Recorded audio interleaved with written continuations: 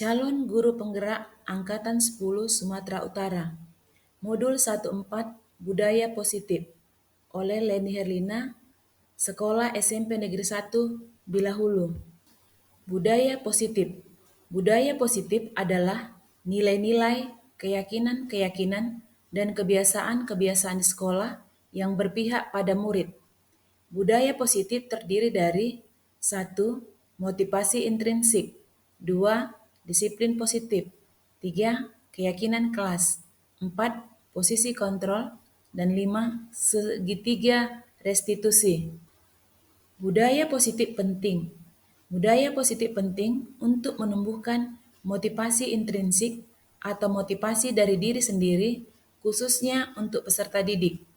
Budaya positif terlaksana ketika seluruh warga sekolah SMP Negeri 1 Bilahulu bertanggung jawab untuk melaksanakan budaya positif untuk menciptakan peserta didik yang mandiri dan bertanggung jawab. Untuk menerapkan budaya positif di sekolah, seorang guru juga harus memahami dan memiliki visi guru penggerak melalui pendekatan inquiry apresiatif model Bagja. Budaya positif ini dapat terlaksana dengan sukses apabila didukung dengan menerapkan 1. Pendidikan filosofi Ki Hajar Dewantara, guru menuntun segala kodrat yang dimiliki anak agar mereka dapat mencapai keselamatan dan kebahagiaan yang setinggi-tingginya. Dengan menggunakan sistem Among, ing ngarso sung tulodo, ing madya mangunkarsa, tut uri handayani. Nilai dapat bertumbuh lewat kolaborasi dan pembiasaan perilaku yang konsisten di suatu lingkungan, yang mana guru penggerak sebagai pendorong transformasi pendidikan. Bagja, buat pertanyaan, ambil pelajaran, gali mimpi, jabarkan rencana, dan atur eksekusi. Visi guru penggerak yang saya buat di sini adalah mewujudkan peserta didik yang berbudi pekerti dan cerdas yang berpihak kepada murid, sesuai dengan profil pelajar Pancasila, beriman, bertakwa kepada Tuhan Yang Maha Esa, dan berakhlak mulia, berkebinekaan global, bergotong royong, mandiri, bernalar kritis, dan kreatif. Perubahan paradigma belajar. Sekarang kita sudah saatnya menggunakan pembelajaran yang berpusat kepada peserta didik, yang disebut dengan student center, dan mengurangi kebiasaan-kebiasaan pembelajaran satu arah, yang disebut dengan teacher center. Guru idealnya melakukan proses pembelajaran berpusat kepada peserta didik. Di sini kita dapat melakukan pembelajaran yang berdiferensiasi sesuai kebutuhan peserta didik. Melaksanakan proses pembelajaran peserta didik sesuai dengan cita-cita pendidikan Ki Hajar Dewantara untuk membentuk atau mewujudkan profil Pancasila, yaitu beriman, bertakwa kepada Tuhan Yang Maha Esa, dan berakhlak mulia, berkebinekaan global, bergotong royong, mandiri, bernalar kritis, dan kreatif. Jadi mulai hari ini, mari kita merubah cara pembelajaran kita dari teacher center menjadi student center. Perubahan ini harus kita kikis sedikit demi sedikit dan dimulai dari diri sendiri. Miskonsepsi. Di sini kita menganggap bahwa kita dapat mengontrol orang lain. Ternyata tidak bisa. Ini adalah ilusi belaka. Misalnya, ada satu siswa berbuat tidak baik. Lalu kita sebagai guru merasa bisa mengontrol peserta didik tersebut agar berubah. Ternyata itu adalah ilusi. Bujukan belum tentu juga mengubah perilaku peserta didik tersebut. Yang bisa mengubah peserta didik tersebut yang harus memiliki motivasi intrinsik. Jika ada perilaku siswa tidak baik, maka solusinya adalah kolaborasi melalui komunikasi atau konsensus. Kesepakatan dengan siswa tersebut, yang mana siswa harus bertanggung jawab dan mencari solusi atas perilakunya yang tidak baik. Dr. William Glasser dalam kontrol teori meluruskan tentang beberapa miskonsepsi tentang makna kontrol. Ilusi guru mengontrol murid. Ilusi semua penguatan positif, efektif, dan bermanfaat. Ilusi kritik dan membuat orang bersalah dapat mengubah karakter. Ilusi orang dewasa memiliki hak untuk memaksa. Disiplin positif. Disiplin adalah sikap menaati dan menjalankan peraturan atau tata tertib yang berlaku.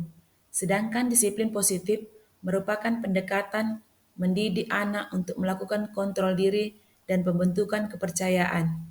Disiplin diri mengajari bagaimana kita mau bertanggung jawab terhadap apa yang dilakukannya, karena mereka mendasarkan tindakan mereka yang mengacu pada nilai-nilai kebajikan universal. Nilai-nilai kebajikan adalah sifat-sifat positif manusia yang merupakan tujuan mulia yang ingin dicapai setiap individu yang disepakati bersama. Profil pelajar Pancasila ada 6 elemen. Yang pertama, beriman bertakwa kepada Tuhan Yang Maha Esa dan berakhlak mulia, berkebinekaan global, bergotong royong, mandiri, bernalar kritis, dan kreatif. Kebutuhan dasar manusia ada 5. Yang pertama, kebutuhan untuk bertahan hidup. Yang kedua, kasih sayang dan rasa diterima. Yang ketiga, penguasaan. Yang keempat, kebebasan. Dan yang kelima, kesenangan. 5 kebutuhan dasar manusia. Salah satu kebutuhan dasar manusia tidak terpenuhi, maka akan terjadi perilaku yang salah. Begitu juga dengan perilaku siswa yang tidak baik, penyebabnya adalah tidak terpenuhinya kebutuhan dasar siswa tersebut. Sebagai guru, kita harus mencari tahu terlebih dahulu apa penyebabnya dan kebutuhan dasar apa yang tidak terpenuhi dari kelima kebutuhan dasar tersebut. Perilaku siswa yang tidak baik, jangan langsung menghukum. Motivasi perilaku manusia. Teori motivasi menurut Diana Gossen ada 3 motivasi perilaku manusia. Yang pertama, untuk menghindari ketidaknyamanan atau hukuman. Yang kedua, untuk mendapat imbalan atau penghargaan dari orang lain. Yang ketiga, untuk menjadi orang yang mereka inginkan dan menghargai diri sendiri dengan nilai-nilai yang mereka percaya. Perilaku manusia terdiri dari yang pertama, hukuman itu tidak terencana. Yang kedua, konsekuensi itu terencana dan disepakati dan merupakan peraturan. Yang ketiga, restitusi. Restitusi adalah proses memperbaiki kesalahan murid dengan mencari solusi melalui komunikasi agar anak bertanggung jawab. Motivasi perilaku manusia. Yang pertama, saya kecewa sekali dengan kamu. Ini adalah kalimat pembuat orang merasa bersalah. Yang kedua, ibu kejar aku karena ibu guru sayang aku. Ini merupakan kebutuhan kasih sayang dan rasa diterima. Ketiga, aku hebat kan bisa bikin ibu guru kejar aku. Ini juga kebutuhan penguasaan. Keempat, aku bosen. Masa belajarnya cuma gitu-gitu aja. Dengarin ibu guru aja. Dan ini merupakan kebutuhan kebebasan. 5. Menyetir mobil itu seru. Merupakan kebutuhan kesenangan. Biar bisa jalan-jalan naik mobil sama teman-temanku. Ini merupakan kebutuhan cinta dan kasih sayang. Yang keenam, aku merasa bangga dan keren. Ini juga termasuk kebutuhan cinta dan kasih sayang. Yang ketujuh, aku senang bisa pergi ke tempat-tempat yang aku suka. Ini merupakan kebutuhan akan kebebasan. 5 posisi kontrol. Yang pertama, motivasi eksternal terdiri dari posisi penghukum, posisi pembuat merasa bersalah, posisi teman, posisi pemantau atau motivator. Yang kedua, motivasi intrinsik. Motivasi intrinsik di sini ada 2, yaitu perilaku kontrol positif, yaitu teman atau pemantau, kemudian kontrol diri sebagai manajer. Itulah kelima posisi kontrol.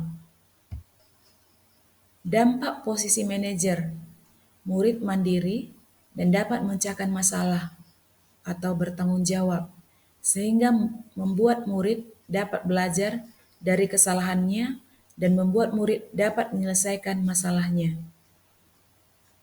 Guru dapat menerapkan disiplin positif yang berpihak pada murid, yang memerdekakan murid dengan tujuan menciptakan murid yang mandiri, merdeka, dan bertanggung jawab. Keyakinan kelas. Apa itu keyakinan kelas? Apa beda keyakinan kelas dengan peraturan kelas? Mengapa keyakinan kelas? Mengapa bukan peraturan kelas? Keyakinan kelas adalah nilai-nilai kebajikan atau nilai positif dari diri. Keyakinan kelas memotivasi seorang dari dalam untuk tergerak dan bersemangat menjalankannya. Ini untuk murid. Sedangkan peraturan kelas motivasi ekstrinsik yang hanya sekedar mengikuti peraturan tanpa makna. Ini dilakukan oleh guru. Serahkan siswa membuat keyakinan kelas tiap siswa dan kemudian kita sepakati beberapa poin. Kalimat yang digunakan bermakna positif. Tidak boleh menggunakan jangan atau dilarang. Contohnya, saling menghormati, menjaga kebersihan kelas, masuk kelas tepat waktu, selalu mengerjakan tugas atau PR, dan lain-lain. Segitiga restitusi. Segitiga restitusi adalah suatu proses dialog yang dijalankan oleh guru atau orang tua agar dapat menghasilkan murid yang mandiri dan bertanggung jawab. Segitiga restitusi terdiri dari menstabilkan identitas, validasi tindakan yang salah, menanyakan keyakinan. Demikianlah penerapan modul 14 budaya positif. Sekian dan terima kasih.